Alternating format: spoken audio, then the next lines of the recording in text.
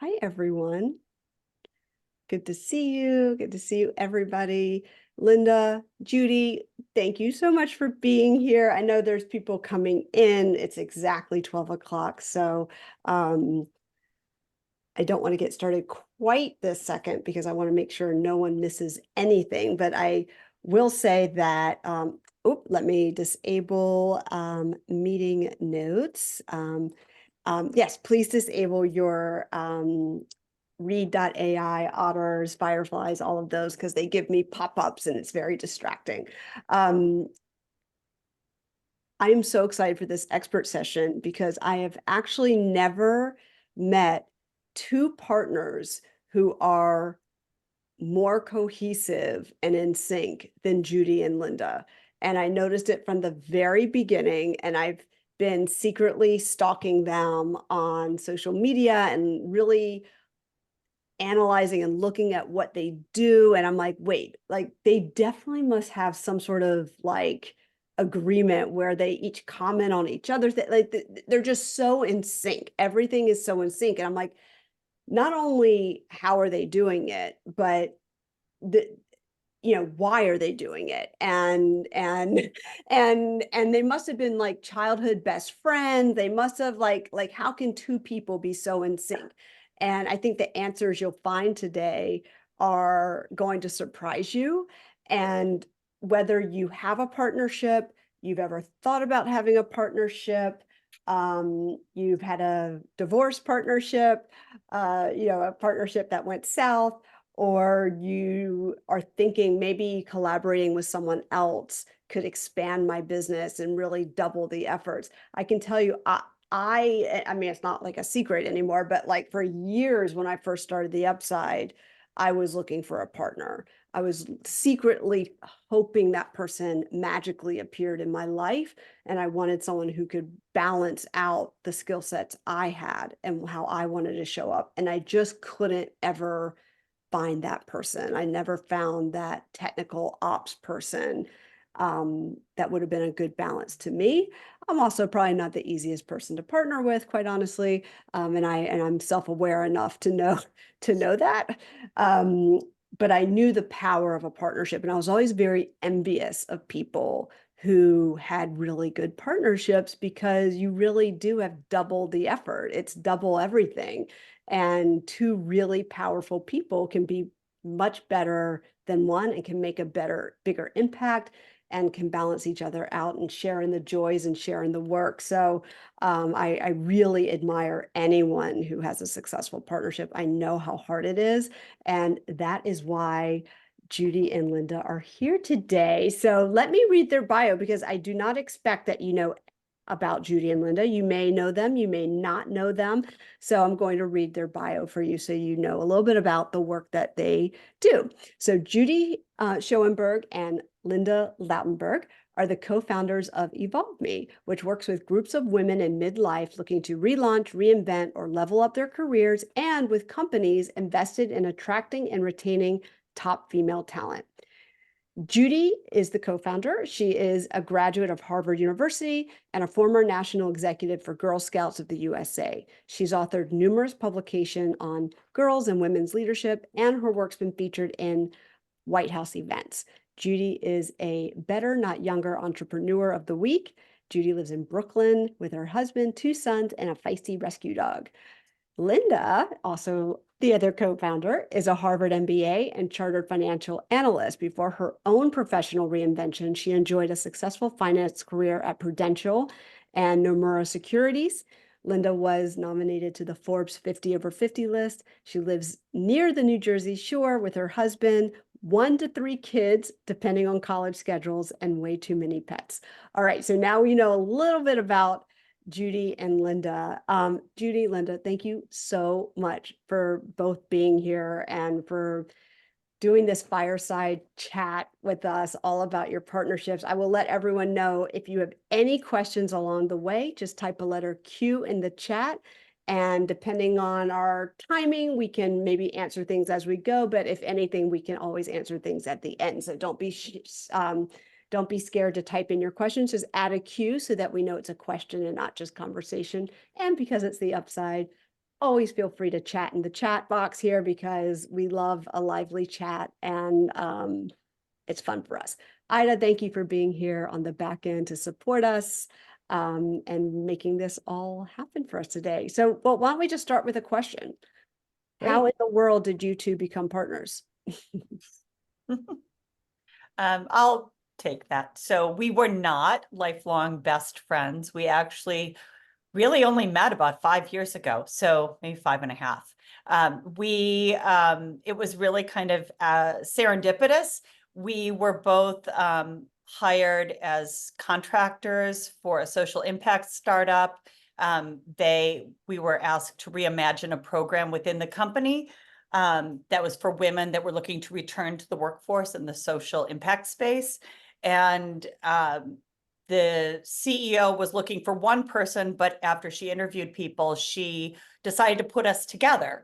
So she wanted Judy because she had this amazing background in women's leadership and career development and women's and girls, and a lot of nonprofit background. And she tagged me for business development, and marketing skills. So we were put together by somebody else, and we had this trial period where we worked together for a year for somebody else. And then, as startups sometimes do, it ran out of funds and it shut down. But Judy and I still wanted to work together. And yeah, we had just really enjoyed working together so much. And we could see there was an unmet need.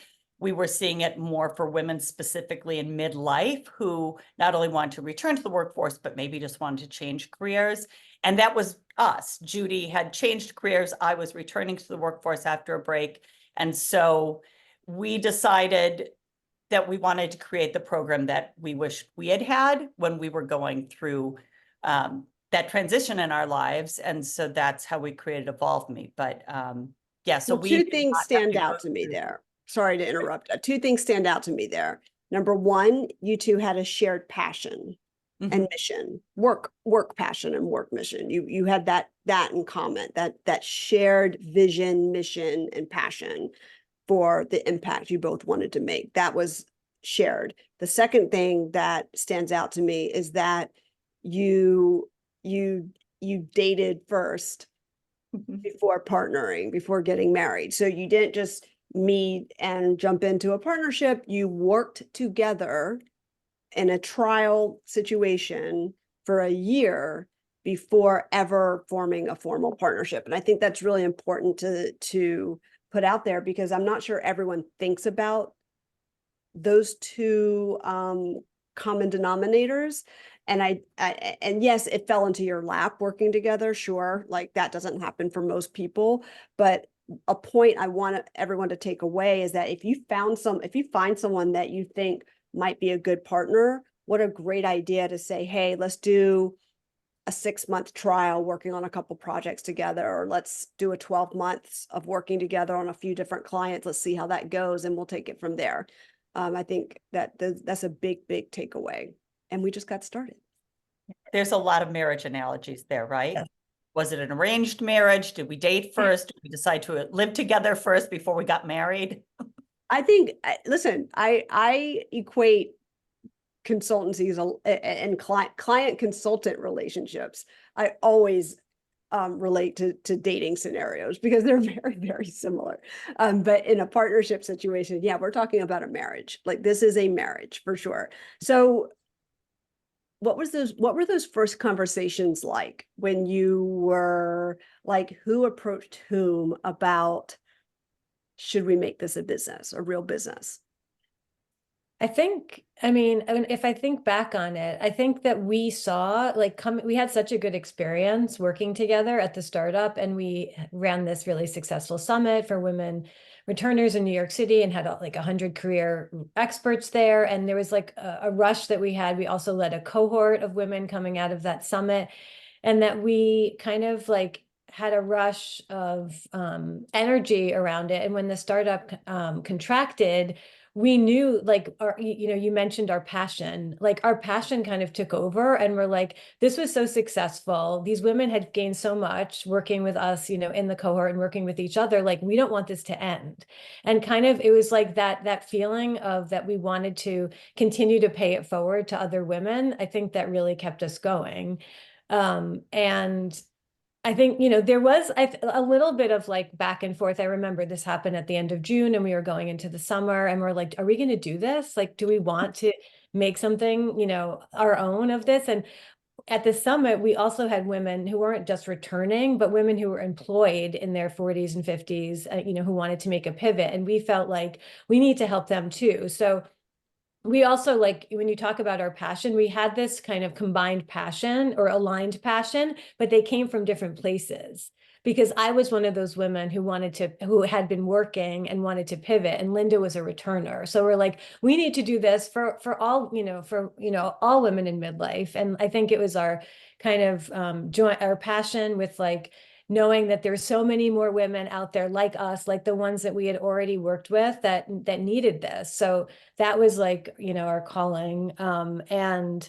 I just remember this one moment when actually, I think that this sealed the deal for me for working with Linda at the startup, and it kind of carried forward for why I'd want to partner with her starting her own business, which was the CEO asked her, like, have you ever done digital marketing? Like, you're going to be doing business, development and marketing and outreach. Like, have you ever done business development digital marketing? And she's like, no, I don't think I haven't, but I have full confidence that I could figure it out. And I was like, okay, that's the partner for me. Like, that level, it just impressed me so much. And it really was a thread that carried through us starting Evolve Me and our relationship and our partnership. Well, you both come from such prestigious backgrounds and Harvard and this and that, like I would imagine trusting someone to bring it at the level that you bring it would be really hard. No, how did you build up that trust, each of you individually, to go, okay, this person's at my level. This person's going to bring as much to the table and as much to this business as I'm going to bring. Because I think that's a big hesitation with people is this person as invested? Is this person going to bring it at the level I'm going to bring it? I remember my experience was the first time that I think we had to put out like a whole program description for this summit. And I had not worked in the paid workforce for 16 years. So it had been a while. I'd done a lot of, pro bono work, but, and I just watched Judy at work putting this whole, like orchestrating this whole summit with the outlines. And I was so impressed and excited to be able to work with someone who had so much knowledge in a field that I felt passionate about, but had never worked in before. And I mean, she's just so smart if you talk to her. I mean, there was just kind of an instant trust. When you just meet somebody and you just click, like it never, I don't know. I was so impressed with her that it never occurred to me to doubt the quality of her work or her commitment to this work, because it just came through in her being. And and it went to having that trial period too. I got to see her in action. Yeah, and I actually I came into our working together with a pre-trial. So a few years before that, I had tried to launch something, a different kind of project with a friend. And we didn't have the same level of commitment or, kind of trust that she could like bring it to the, at the level that I was, and it didn't work out. And I knew pretty quickly, and it was very hard because that was a friend. I mean, we remained friends for a while, but like I knew that right away. Like I saw in Linda, like the commitment, the talent, the kind of just like that bright spark that like she was in it and she was going to be like 100% like a full partner. Yeah, you just kind of know. It almost is like when you meet somebody and you're like, that's the person.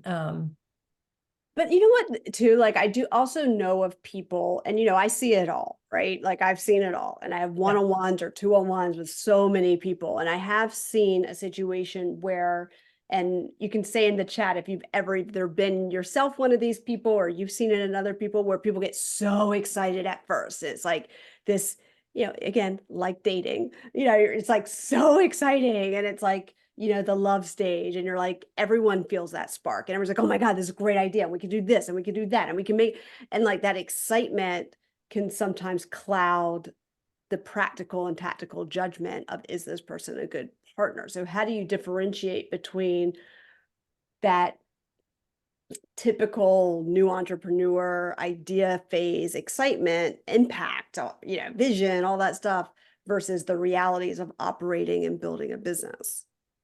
Well, I guess I know for my part, I mean, we're all entrepreneurs here, right? At different have been doing it for, Judy and I now have been together for, including our dating period, for 5 years. But I would say that I remember that rush and the excitement, and we ended up launching the Reinvention Collective, which was our signature program. We launched that like during COVID, and it was exciting. But entrepreneurship is peaks and valleys, right? Sometimes you're on top of the world, and the next day you're like, what are we doing? Like, how is this ever going to work? And so I would say it's the opposite. It's the fact that I have this partnership with Judy that I'm very committed to, that will keep me going in the business, even when I'm having doubts about what we're doing or when I don't feel like doing it, because I'm committed to the partnership. So like vetting make someone for sense? commitment level sounds like a very important piece of a partnership. And how do you vet someone's commitment level? I mean, that we talked a little bit about this recently too. I think it's like having the same level of expectations of what you're going to give to the business. So there have been different times when we've had like board roles or volunteer roles or other things going on in the background other than the business, but we both understand and believe that the business is a #1 priority for us, for our professional lives. And yes, we're doing these other things and we like adjust around it, but we both like are on the same page about how much time and resources that we're going to be investing in the business. So I think that really like helps a lot in terms of like vetting our commitment. Also, like when Linda mentioned COVID, going through the pandemic and launching this business was like, if there was ever like, like just going through that process together kind of reaffirmed our commitment to like working together. And I feel like we came out like more resilient and stronger. And so I do think that sometimes it's hard, like, to like, one of the reasons I think that it works too is that we have the same kind of priorities. Like we want to make the business like work and we're committed to it 100%, but we also want to make other parts of our life work. And we're really understanding about that and open about it. So I think like vetting for commitment, you also have to be really transparent and open about the other things that are important to you that you want to keep in your calendar, like you want to keep as important parts of your life or your week. And it doesn't mean that you're not committed to the business. I've also seen partnerships where people enter a partnership at the same stage of life, and then that stage changes. So I've seen a partnership fail because 2 people entered the partnership. There were no families. I don't even think there were marriages at the time. Then one person had kids and the other person had not yet. And that person's priorities shifted, understandably. And, so, and you two told me that you are in different stages of life. So how do you make that work?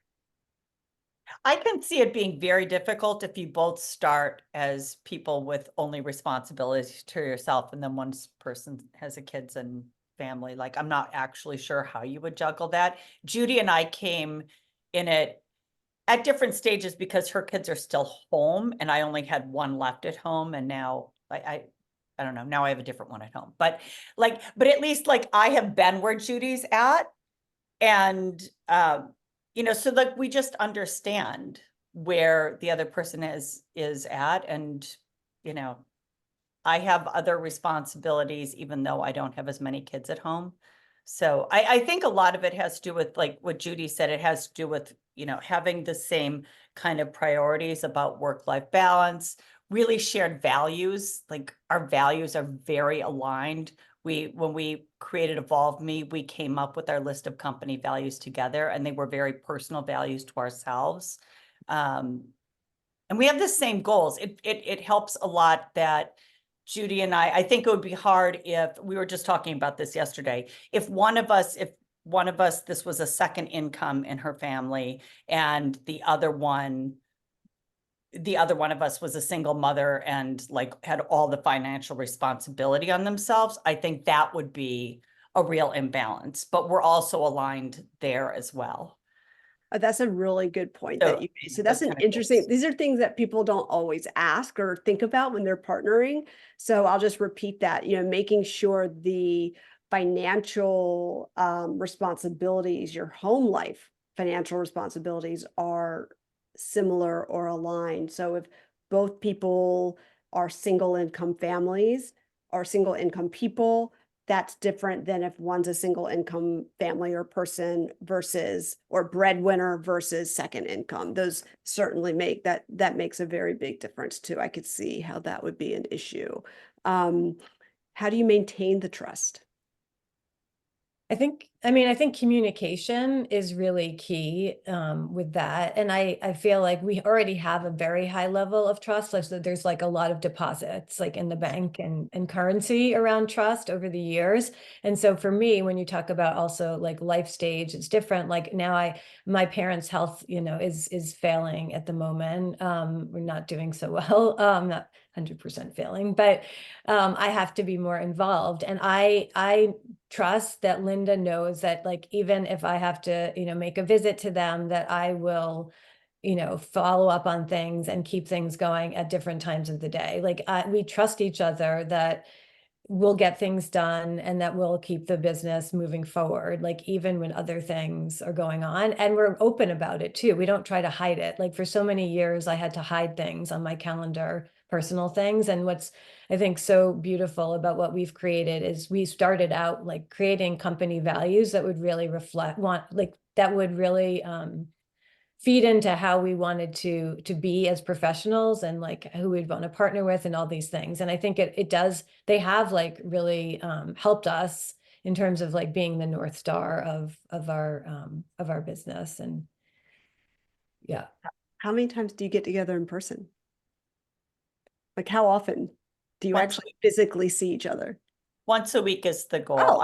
I'm it takes me a couple hours to like actually door to door, if I'm honest with myself about it, to get into the city. So, and Judy's in Brooklyn, so we meet in the middle. Yeah. Okay, so once a week you physically see each other, the rest is virtual. Mhm. Yeah, and we started out working like at the startup like 100% in person. So that was quite different, and it was seamless to go remote during the pandemic. And now whenever we do meet in person, I realize like how much I miss it, because there is a different level of energy when we brainstorm together and we're just sitting and we're friends and colleagues together too. Like we've become very close friends. So yeah, that energy of being together in person is something that's definitely very unique and special, and I want more of, because I like to be around people more. So Yeah, I I actually, you know what, it's tricky. Like I think, and it's something that we have to look at in our calendar. The one thing that is tricky, at least in the kind of work that Judy and I do when you're two people, is whenever we have a session like what we're doing now, it's actually better for us not to be in the same place, because it's hard for us to be on a Zoom screen in the same place. So when we're picking days to meet in the city, it can't be any time that we're on a podcast or running a workshop or anything like that, because it's really better when we're in our own virtual setups. Yeah, which you wouldn't think about. I mean, I wouldn't think that'd be a challenge, but Right. that's really, really interesting. Yeah, that's Really a post-pandemic issue. So something else I see in partnerships a lot is you get into it a year in, 18 months in, one person starts to feel like, I am pulling a lot more weight than this other person, or I have been responsible. Like 80% of our clients came from me. How do you keep it fair? How do you decide who's doing what and that it feels like forget delivering the work. I mean, like, that's the easy part, really, from an operational and business development standpoint, business of the business standpoint. How do you keep it fair? Well, I think that we do kind of, first of all, we have very complementary skill sets, which is why we were put together in the first place, but it's So amazing. explain that. Like, what do you do and what's your skill set versus Judy's? Sure. So Judy is more, so even if you go to our Gallup poll strengths, we're even complementary there. But I guess I have a little bit more of like a COO, CTO role, where like anything that has to do with figuring out anything software, anything technical, anything operations, like I just automatically gravitate to that because I like to do that. Judy is much better big picture and strategic thinker, which I wished that that's who I was, but I have found out I'm really not, right? So I'm more like, I like to do the details. So if like in a microcosm, if we're going to write something, if we're going to write an article, like Judy can just, she has the big ideas and she'll just start writing. I will take it, do all the editing, synthesize it down, and then do the work to make it delivered to the world, like any of the graphics or any of that kind of stuff. Like we're still do a lot of that ourselves. So that's kind of how we work together. Judy has much more of the, like if we're doing a workshop or programming, they're her ideas, but then we brainstorm together to come up with what we both want. From a Yeah. biz dev standpoint, which is the hardest part of business, let's just face it, and that it is the most valuable piece of business. If you can bring in clients, like that's a very, very valuable skill. And I do see a lot of people make the mistake of saying, I hate business development and I want to partner with someone who can who's good at it. They'll bring in all the business and I'll do, the other part, because they're tired of it. It's hard dealing with clients. It's hard closing clients. Everyone knows that. So how do you keep that particular piece fair or feeling fair? I mean, one thing that helps is that we don't keep tabs on it. Like we both are responsible for business development as co-founders. It's not like I wasn't looking for somebody who can necessarily do that. I wanted to learn more about it. And I think we both take responsibility. Actually, that's the crossover piece is we both take active responsibility for it and we don't keep tabs on who's doing what. So I think that really helps. And we're just happy. Again, it all funnels up to what's good for the business.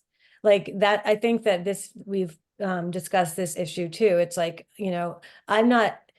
don't put myself first, and Linda doesn't put her, professional self first. It's the higher goal is what's good for the business. So if she's bringing in a client, that's great because that's going to help me too. And the same goes, for me and her. And I think that that's a mindset that is, I think somewhat unique in that, yes, we have our own, personal profiles on LinkedIn, but we're not out there trying to one up each other or, it's really what's good for Evolve Me is good for me and what's good, and for her.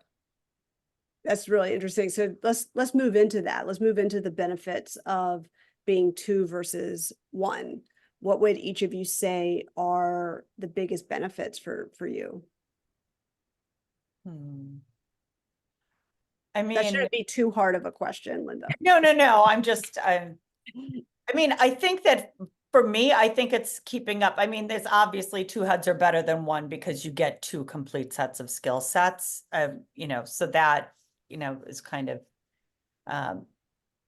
I don't think either of us would be doing this work by ourselves, right? I think one of the best, for me, one of the biggest benefits is sustaining kind of the positive energy in the business. Like the days that you're kind of not feeling it are usually the days when all of a sudden your business partner is really excited. And so it gets you revved up, it keeps you going. I think that is one of the best things. And I think, really covering for the type of work that Judy and I do, we really cover all the bases, right? I mean, that was especially when we launched, we were like, wow, we cover all these spans of life because we were in kind of 2 consecutive parts of midlife for women. So we could understand and appeal to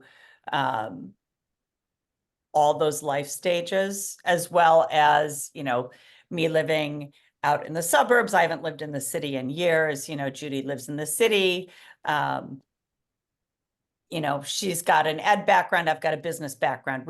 All of our backgrounds also were very complementary. So I think that we could understand other people from those perspectives too. Yeah. What about you, Judy? What would you say are like the biggest benefits of having a partnership versus having done this by yourself? Well, I couldn't imagine. I think I was waiting for Linda because I've had like entrepreneurial or intrapreneurial ideas for many years and I just never pulled the trigger, or I don't like that analogy, but you get what I mean.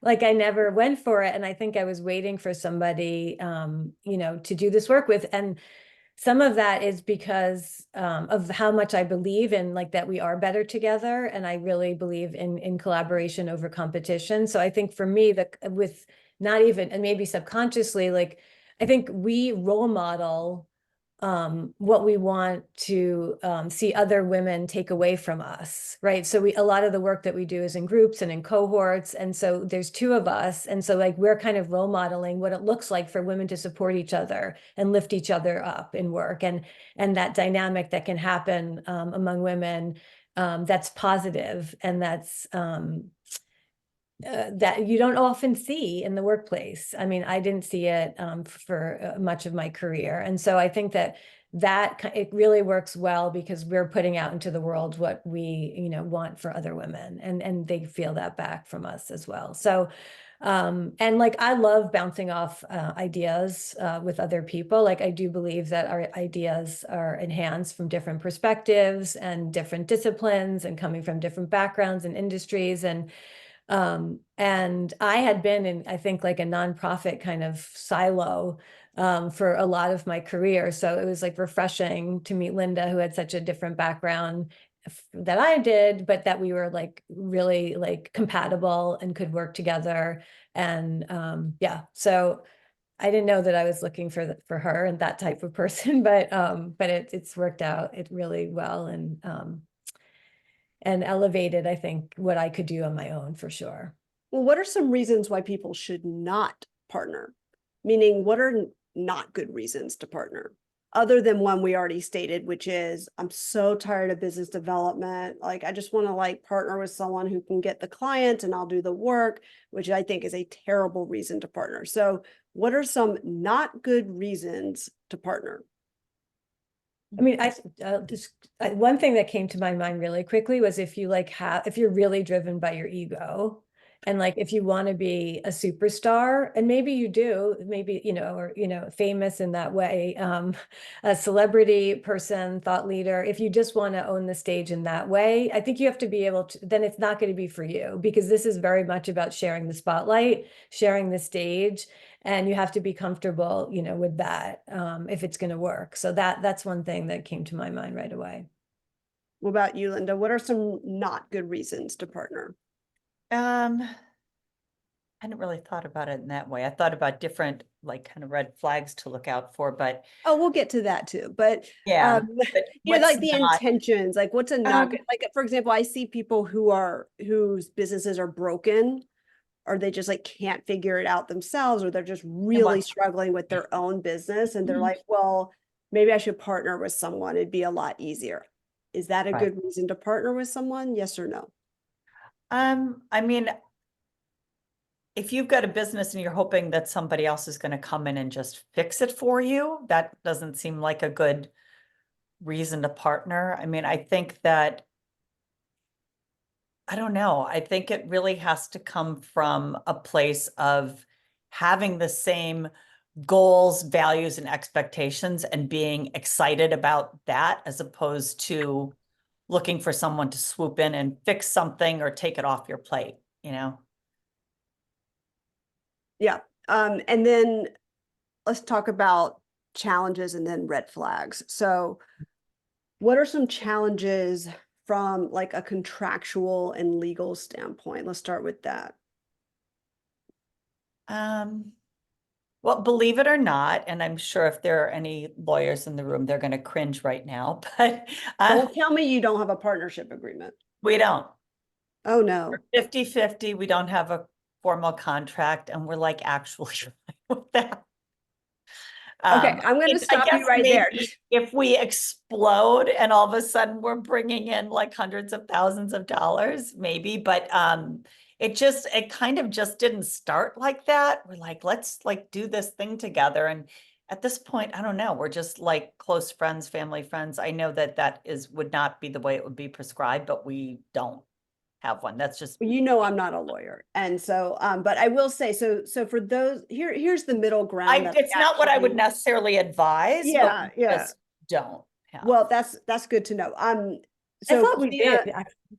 you thought, so Judy thinks you do have an agreement. So Christina Langdon and I are business partners on the Upside Scale think tank. And we both decide, it's funny, a lot of what you're saying resonates with me. And I don't know if Christina feels the same way. I think she's here as well.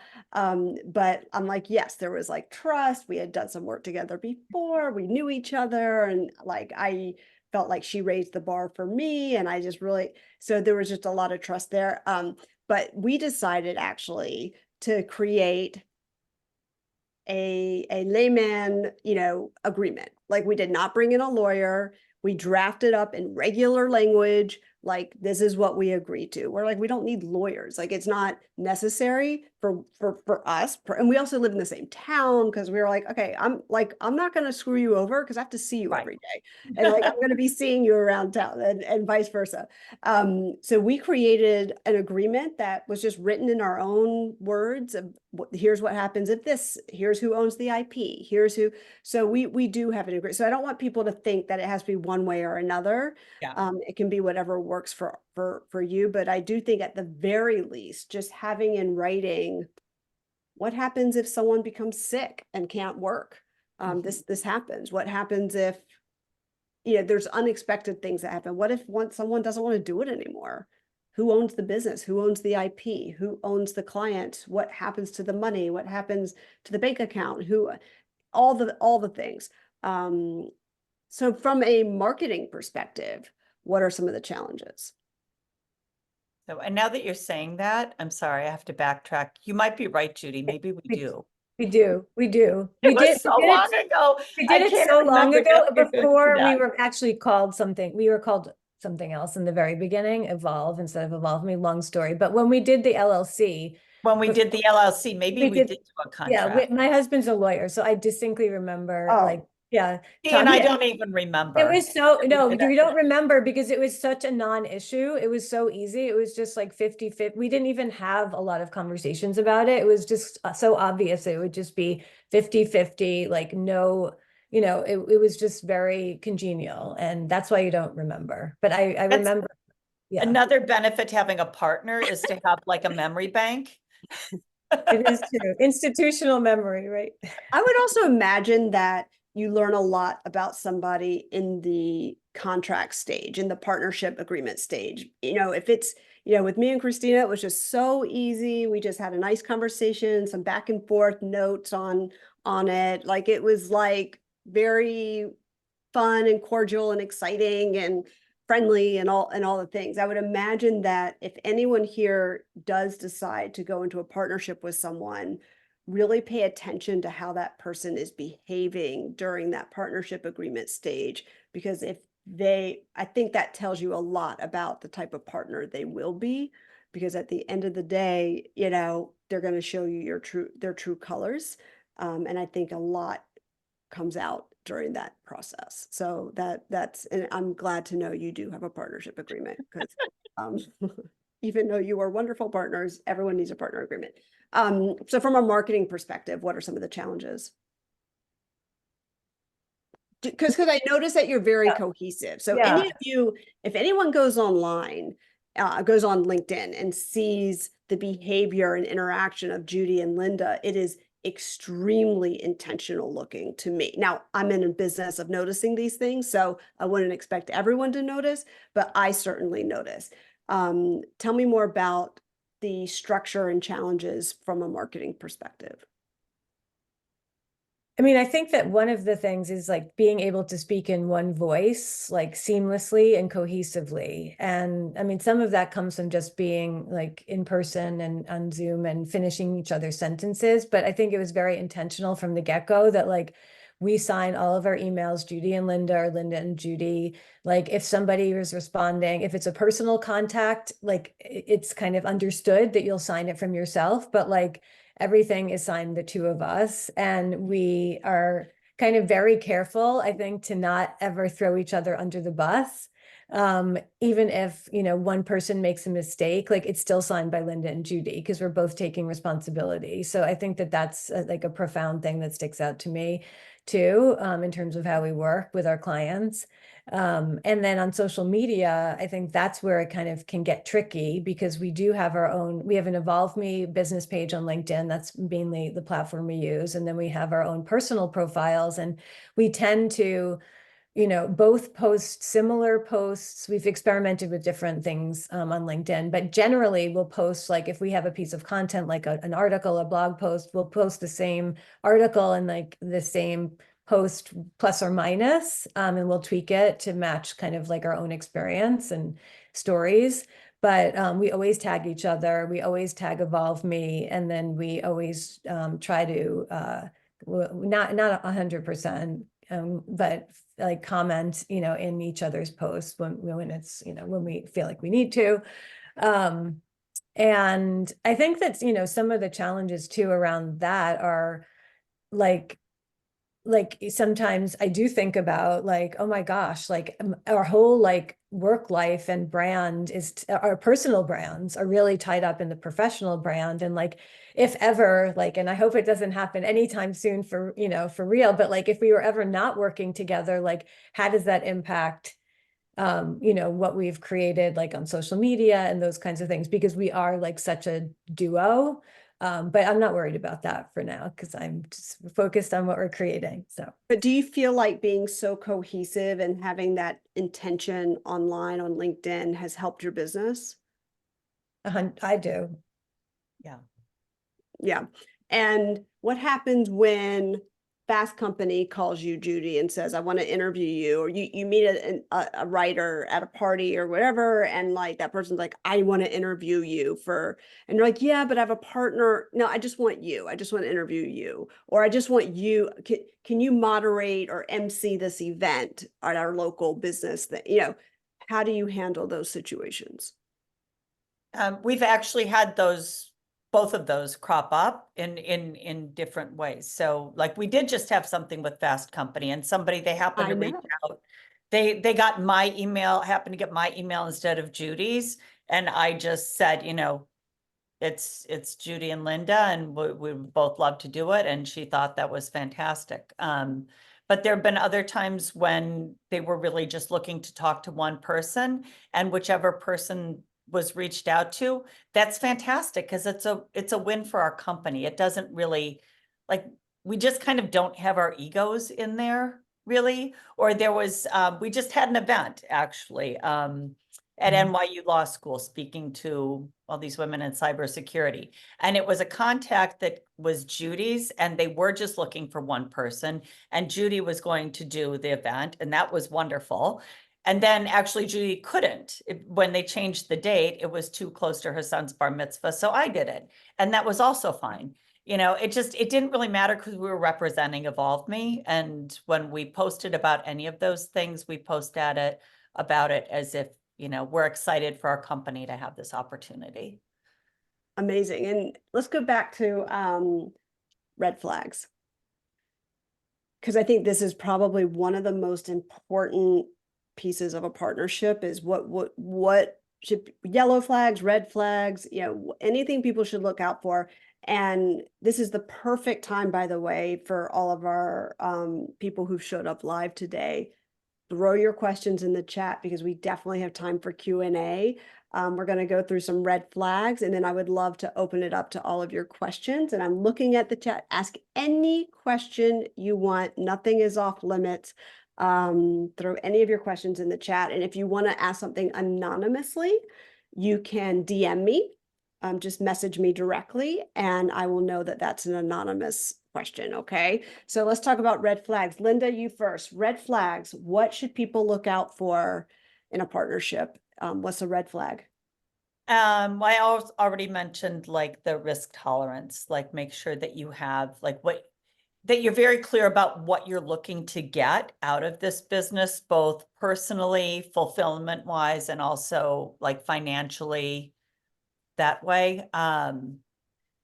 You want to make sure your work ethic is aligned, right? So like you want to make sure that you both are just as committed. It's like commitment to it is a little different than work ethic, right? You both want to make sure that you don't want one person that is so into it that they're burning the midnight oil, right? And then the other person is very 9 to 5-ish, or I don't know if I'm saying it right, but it can be difficult on both sides. If you feel like the other person is working a lot harder, that could also be pressure on you. Or if you're the person that really wants to throw everything into it, you could start to resent the other person if you feel like they're not pulling their weight. Yeah, and would you say also that like if somebody, I found this to be something that's critical now when it comes to hiring team members is, are you working the same hours I'm working? Or Yeah. are you sleeping till 10 in the morning, but you work at 3 a.m.? Like that doesn't work for me personally. When I have a team member like that, I would imagine a partnership would be similar. Yes, but Judy and I do have somewhat different like schedules, only because she's up a lot earlier with the kids and I can stay up later. So like in our personal work, like I will sometimes be doing things later and she'll be starting on things earlier, but that's okay. Like, we've worked to accommodate that. I think, making sure you're,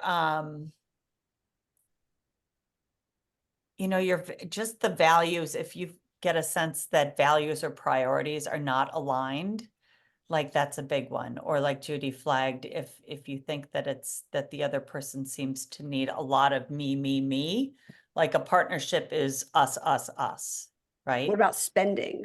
What about like, I mean, everyone, you have to spend money in a business, right? So, what are some challenges that you see other partnerships face when it comes to the expenses of a business?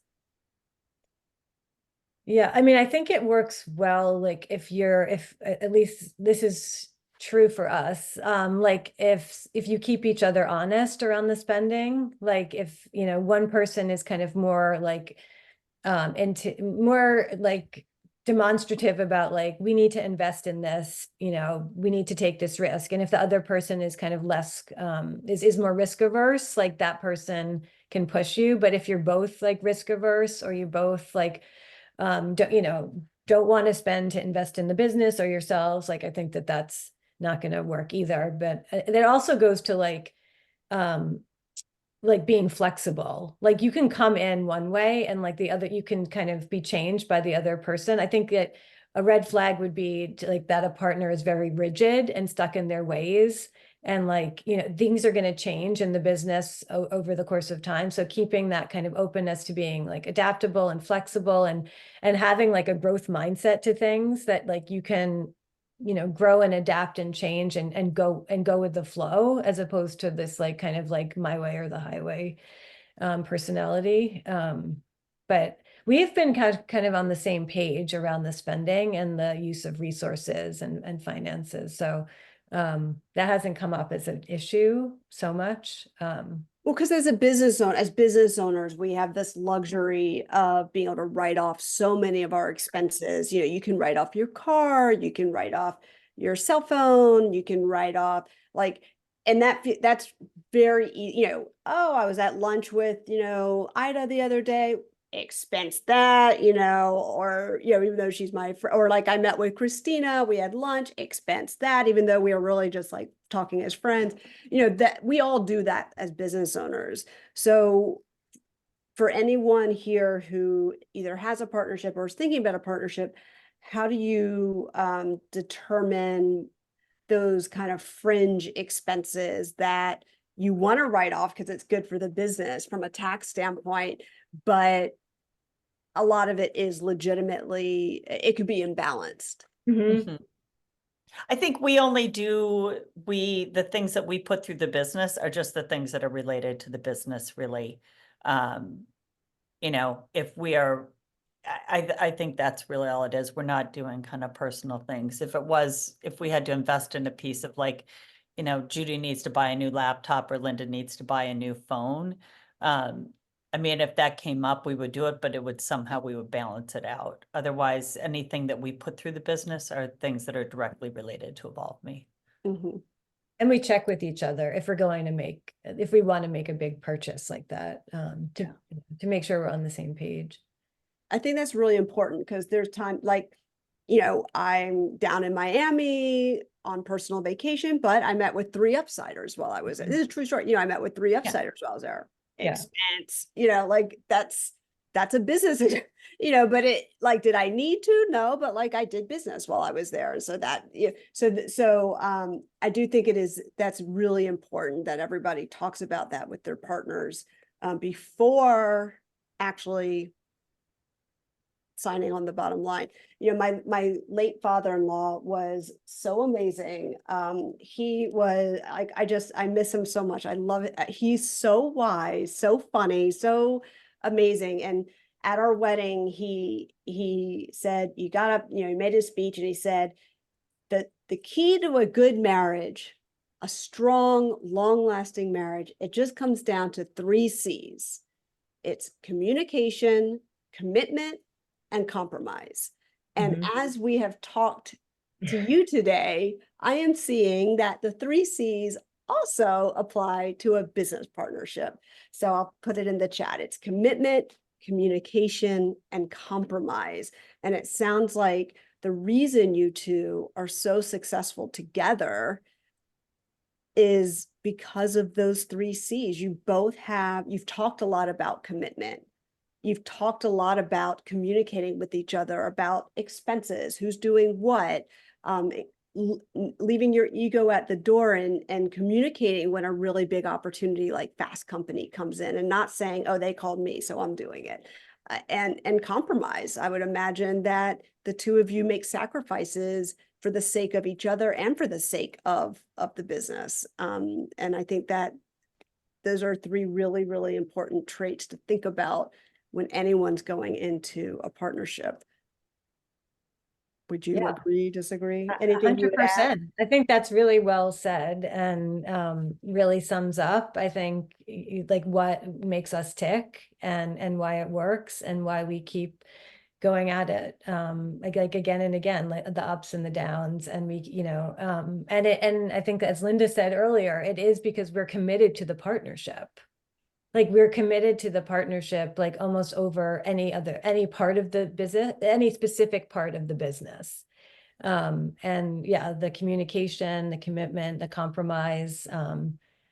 Yeah, I guess like the compromise, I haven't thought about it like that it's so much, but it is true. Like we are making compromises, right? Compromising your own personal brand. You know, you talked about like, what about my own personal branding? Right. You're compromising that for the sake of the partnership. Because we're so invested in the partnership.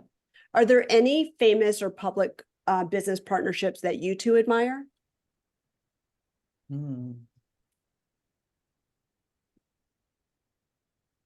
I know I didn't send you this question in advance. No, it's okay. I'm just even trying to think. Well, like I think about, I mean, there's, you know, for example, like the women who run Chief, those 2, you know, I don't know them personally, but that's an interesting partnership. I've always been curious, like, how do you 2 balance all of this out? It's just so much for 2 people to juggle. I like the women that run Woman-S. Sally Mueller and Michelle Jacobs. They're amazing. Yeah, they're great. I like them a lot.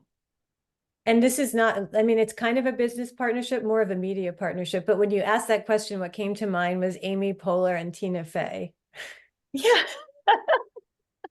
Yeah, which one of you is Tina? Which one of you is Amy? Wow, I don't know. Depends on the day, probably. It probably depends on the day. Yeah, those amazing partnerships. I also think it has to work too. Like if you're, because when it's two entrepreneurs, like we spend, even though we're not physically in the same place, we are on the phone and texting all day long, every day. So like for it to really work too, you have to actually care about the other person Yeah. as a person. You have to care about their family. I mean, I really think for it to work and to spend this much time so that when the other person does, if, Judy mentioned with her parents, if she's got to go to her parents, I would rather her go take care of her parents than do anything that has to do with Evolve Me. Like, to me, that's more of a priority. Because, just because I like, and she's the same way with me if I have something going on. Like, it really, when it's just two people, it kind of starts to transcend more to that. And I think that's what starts to make it easier too. But that's if you were all in sync at the beginning, it's easier for that kind of relationship to develop. And Yeah. any thoughts on bringing a partner into your existing business versus starting something new from scratch together? I would, like, if we were ever doing that, I would date for a year. I really would. I wouldn't just kind of bring somebody in. I think that would be, I don't know. I feel like it's kind of really lucky what we have now. So I would do the trial period. Yeah. I'd also be like very clear about why you were bringing the person in. Like Yeah. why, what gaps would they fill, like in the business, in your skills? Like what's the reason behind doing it? Because yeah, like, as you said, Erin, like it could be to like knee jerk solve a problem, but maybe it's not the right thing for the long haul. So yeah, having that trial period is key. That is really important. I have a really good friend in LA, and she runs a very, very successful, we'll call it an experiential marketing company. They do a lot more than that, but it's pretty big. It's a really big company. And she is an unusual entrepreneur. She's very like out there and really kind of crazy and like really funny and very like genuine and very she works in that celebrity world, but she's so like cool and approachable and also very generous and just amazing. Like she's just but I had dinner with her a couple months ago, and I said, what's changed since COVID? Like, experiential marketing, like everything's in person, how's everything changed? She's like, a big, big thing after 15, 20 years, whatever it was in business. She's like, I brought in a partner. And I was like, wait, what? And it's literally someone who wears a suit, the suit, the glasses, and she's like, like funky, crazy, she's like the life of the party, doing the worm on the floor. Like she's like that person. And this person literally is wearing a suit and like in LA. And she said, I think I finally just decided I needed to bring in somebody who, I always say the Barbara, if anyone watches Ted Lasso, the Barbara, she's like, I needed a Barbara. I needed somebody. I didn't want to deal with firing and hiring people anymore. I didn't want to deal with the CFO stuff. She's like, I was doing everything, and she's like, it was a really big decision, but now I get to do what I do best, which is dealing with the clients, being out and about, whining and dining and talking to celebrities and doing all that. She's like, and this person deals with, but it was a big sacrifice. She had built a business for 10, 15 years and then brought in a partner. But I think she said, I knew I couldn't go on anymore. That's what she's like, I just couldn't keep doing it anymore. I was losing my mind. And I think that is a good reason. If you're about to close your business or you're really like, then bringing in that person who can balance you out is a great reason to partner with somebody. But I like that. I think when you birth a business together, that's certainly more exciting, and you can build something together from the ground up. I think that's probably an easier way to go. Thank you so much. We did not have any big hot questions in the chat. I think we probably asked all the questions that anybody would want to ask, but all of you know where to find Judy and Linda inside the Upside. Thank you for both joining the Upside. Thank you for both being here. Thank you for adding so much to our existing library of expert sessions. We've never talked about this topic before, and just super, super grateful that you two said yes. I know you're really busy. So the fact that you made time not to go into the city today, but to be with us instead, we just really, really appreciate it. So thank you very, very much. Thank you for Thank you so asking and for much. having us. Thank you. And thanks for everyone who attended live to be here to listen, and have a great day, everyone. Bye. Thanks. This was fun. Thanks. Thank you. Bye.